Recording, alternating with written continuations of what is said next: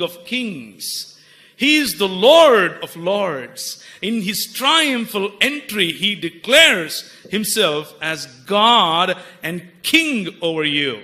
And Basilia is the word that I want you to remember this morning. And that's the word he used it there. Number two, the Ancient of Times has left the Father's bosom, and he came down and he wants to exercise his authority just the way he depicted in the Garden of Eden, by supporting his creation, by working along with his creation.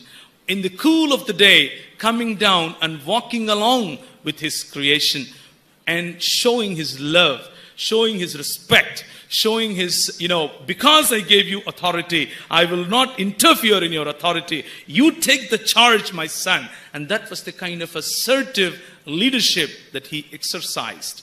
And going forth, this Ancient of Times meets the Ancient of Days in Daniel chapter 5 and chapter 7 and so on and so forth. Let me go to Daniel chapter 2. Daniel chapter 2.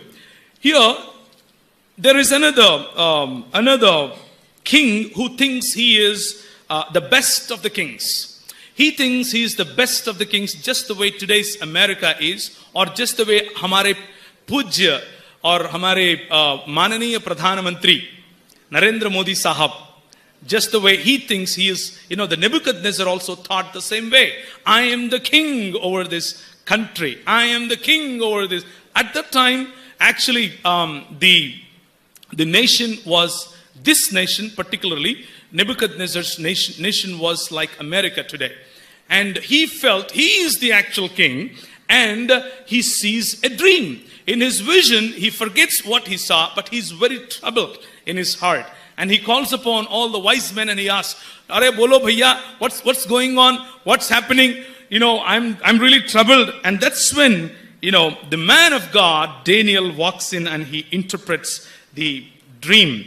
In Daniel chapter 2, the Daniel went to the Arioch, whom the king has appointed to execute the wise men of Babylon, and said to him, "Do not execute the wise men of Babylon. Take me to the king. I will interpret the dream to him." Now the challenge is he needs to tell the dream and interpret it, which the king has forgot. Right? That's the context. "Your majesty looked, and there before you stood a large statue, an enormous, dazzling statue, awesome in appearance. The head of the statue was made of pure gold, its chest and arms of silver, its belly and thighs of bronze, its legs of